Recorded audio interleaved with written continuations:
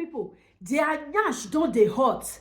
Their nyash Yaya Bello and Governor Adodo and wetin they call am Akpabio. My people, they don dey plan how they will take go arrest Natasha. They say because say e break the law wey governor put for ground. If una listen to the law, how why they put the law, you go see say this one na show of shame. My people, make I not talk too much.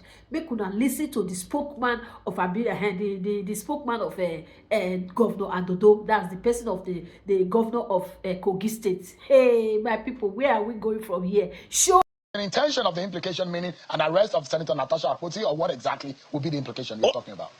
Only the security agencies will be able to answer that. They know how they go about their operations. I am not a police officer. I am not a DSS officer. I don't know how they do their operations, but I'm very sure she should be asked a lot of questions about all her incitement. But the big question here, Mr. Fanwo, is that with the kind of crowd that is seen in Natasha Akpoti-Oduaghan's house today, who are the people that are behind our recall? If this kind of crowd are also our supporters. Okay, let me start from here, Shion. We both read law. I can understand if you want to be the suspended senator's advocate here. It is not an issue. But I'm going to insist on the fact that she violated some of the directives that were put in place, some of the protocols that were put in place to guarantee security. Imagine if the supporters of the governor or the former governor, if they decided to react immediately to all those incitements, imagine what would have happened today. So if not that those people are statesmen and they ensure that there was no violence, it would have been a very bloody one today. So we thank God that that had gone, and I'm very sure that the governor and the former governor and the Senate president will do everything to enforce their fundamental human rights and ensure that this character assassination is not sustained. Let me borrow her words. It's not sustained. I'm very sure they will pursue that. And when you talk about the recall, and you are asking those that are behind her recall, I am saying it. The constituents. I am not from Kogi Central. I am not part of the recall process. But his constituents, you saw them. Those who were behind it, they did not hide. They went to INEC to submit their petition, and they spoke to a lot of media organizations, including yours, explaining why they are recalling her. So why are you asking those that are behind it? They are not hiding their faces. They are out there. So I asked a question as a journalist, Mr. Fanwo. I know you are everything that I am. You are a politician too, and I'm a politician. I'm not. If you I've never been, and I don't want to be, and I will never be. God forbid. You are a journalist, I am, and we both read law with security. You know, the issue we are having now is that the media should join the government in fighting insecurity. Imagine that we've lost so many lives today. Then the media will have stories to write and to talk about. But thank God, that did not happen. What is happening right now is not politics. And we cannot play politics with the lives of the people. According to the chief servant of the state, His Excellency Alhaji Ahmed Usman Dodo, our also. So we are very similar. It depends on where you are standing today or any other day, but we are very similar. Then, when the governor was sworn in January 2024, I will quote copiously from his speech. He said, "I will never play politics." Decision and our directive were purely based on ensuring that there is security. Imagine that. Imagine having clashes between supporters and a lot of things were used. Even stray bullets can kill an innocent woman in her house. These are the people we are defending. It is the responsibility of the state government to defend everybody in the state, including the suspended senator. And we did not even ban movement. No, I think it is being reported in a very wrong manner. We did not ban movement. What we said is that if you are coming with a convoy, report to the commands, the state commands of the deploying services, so that they will verify and know that the people you are bringing are the people that are genuine security operatives. Because our intelligence also shows that where they were having communal clashes, some people with vested interest were planning to import fake security operatives, not even in Kogi Central. So you can see that the whole thing was based on security, and no government should be blamed for trying or doing everything humanly possible to secure us in those places to arrest the situation. In Kogi Central, we also had intelligence that some political and religious rallies would lead to skirmishes, which may go into a very full-blown crisis. Because of this, the state government issued a statement banning all sort of rallies in the state. Even the issue that had to do with convoy was because we did not want people to import unauthorized people in the name of security operatives into the state to fuel the crisis that we are trying to manage. That was the situation. So nobody is saying that it is a law. It is a directive. It is a statement of the state government which has been flouted. And the statement was issued to ensure security. And if you listen to her today, you will understand that those who gave the intelligence were very correct. So when you say they were very correct, was there any kind of skirmish that came out of that event? It is not about having skirmish from the event, but from the bogus, inflammatory and inciting statements that came from her mouth. For instance, if you face the people of your senatorial district and you are telling them that people have been contracted to kill you, and you are mentioning names of the Senate president, the former governor, and the current governor being complicit, that is inciting. And that is how crisis, full-blown crisis, that's how they start. So it is very clear that they definitely got it very right with the security reports. If not for efforts by the state government to calm prisoners and to ensure that some militants were not imported into the state, then we will not be saying what we are saying here today. You said in your statement earlier today that a senator violated the state government's ban on political gatherings. Can you explain more on what you meant in that statement by that? Thank you very much. From the videos I saw a procession into her place where they were singing all kinds of inciting songs. Then I saw her also addressing supporters, making frivolous, bogus, and dishing out all sorts of lies to incite the people against the government, including alleging the governor of the state, His Excellency Alhaji Ahmed Usman Ododo.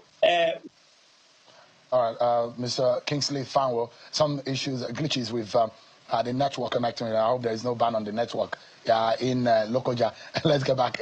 I guess you can hear me now. I was worried if there was no curfew on internet usage, or there is no ban on internet usage in Lokoja, the way you placed the ban or the curfew on movement and procession. Go ahead, please.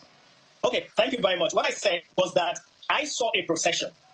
I saw a procession into her residence. I also saw and watched her dishing out frivolous, careless, unfortunate lies against prominent people in the state that could have resulted into a lot of crisis. For instance, he accused the governor of conniving with the Senate president. In her words, he said the Senate president called the governor on March 12th and instructed the governor to initiate recall proceedings against her, that the governor refused, and that the Senate president had to bring in the former governor, His Excellency Alhaji Yahaya Bello, and that in between the three of them, they agreed to recall her and also to kill her.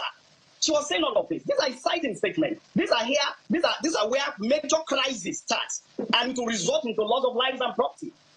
Because let me make it very clear here: the governor and the Senate president never discussed anything that has to do with the suspended senator of Kogi Central. There was no conversation. There was no conversation to recall her. There was no conversation to assassinate her. So all those things were to incite the people and cause violence in Kogi Central. Let me ask you quickly, Mr. Fanwo, and I ask you if you think that she has violated any law. She said she's done nothing wrong. In the eye of the law and from the perspective of the Kogi state government, has Senator Natasha Akpoti-Uduaghan committed any offense? Yes, she has committed the offense of having a procession when the state government, acting on credible intelligence, directed that there should be no procession. She also addressed a rally. She will call it homecoming to greet her people about Salah. Where did they talk about Salah there? All her address were political, to incite the people against constituted authorities at the federal level and at the state level, to create panic and tension and ensure that there is violence. That was just what happened today. So that's a clear violation of the statement and the directive of the state government. When you talk about the freedom of association has limitations. When your association is going to constitute danger and it is going to affect the rights and freedom of others, then such an association cannot be defended. So I just wanted you to establish to us whether or not, because when the senator says, I've committed no offense, but and you've just confirmed that she has committed an offense. Is that right? That's what you meant, that she has broken the law. She said, I've not broken any law, but you said she has broken the law. She has broken the directive, direction, policy, and the security protocol of the state government. He broke it. So what is the implication as far as Kogi state government is concerned? There were clear directives in the statement to security agencies to ensure enforcement. And now that we are seeing where some of those threats are coming from our intelligence reports show that there was going to be a major crisis as a result of some activities of unscrupulous personalities. And for her to come to the state and try to incite the people against the Senate president, against the former governor of the state, against the current governor of the state, we are leaving the whole thing to the security agencies that have been given the mandate to enforce it. It is not just only in Okene. Remember, we are also enforcing the same thing in Kogi local government area, where we are having issues that has to do with the fishing ponds crisis. We are also having issue at the Njama district in Kogi East, where two communities are having a lot of crisis among them. So it is not just about this. I'm very sure they will review it and take the necessary actions. But I've made something very clear. The governor had no meeting with the Senate president regarding the report. You would listen. People came to your station to talk about the report. And they said that the reason they are doing the report is that she is not doing what they sent her there to go and do. So if you know the reason why you are being recalled, why are you pinning it on the state governor? Even when they were doing the processes, the governor was not even in the country. So it's very unfortunate that. So let me quickly ask. Sorry. So, as a lawyer, I think as a law officer, I expect that the suspended senator should be very circumspect and careful in damaging the character, in assassinating the character of people.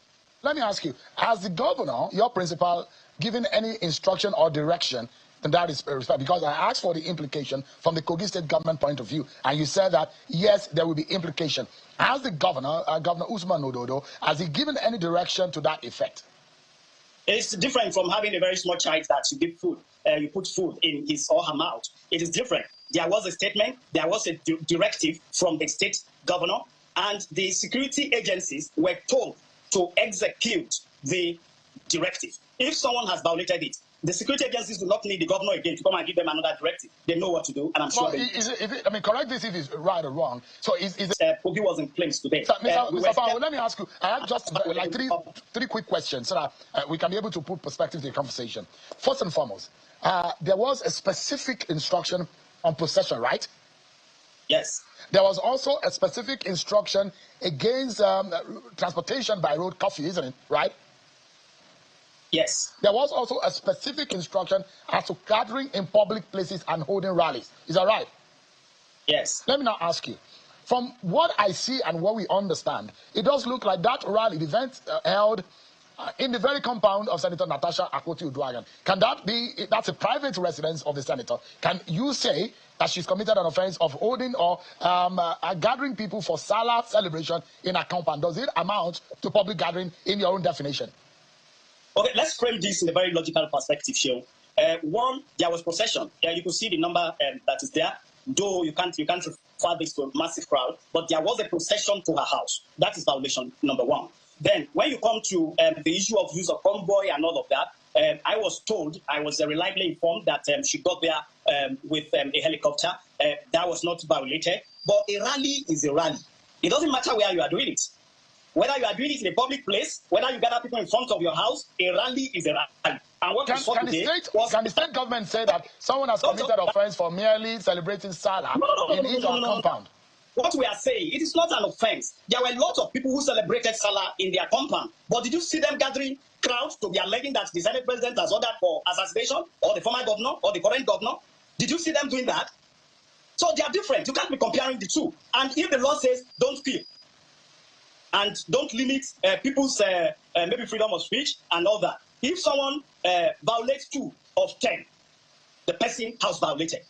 So we should be talking about the violation and not what was not violated. So if you are picking out Senator Natasha Akpoti-Uduaghan, she did not move by road, which does not violate the instruction. She flew into that place, which does not amount to any breach based on the direct specific instruction. She was in a compound, and she doesn't look like she led the procession, if there was one, or any kind of rally into that compound. Also, if in your definition, this is a rally, she said it's a Salah celebration in a compound.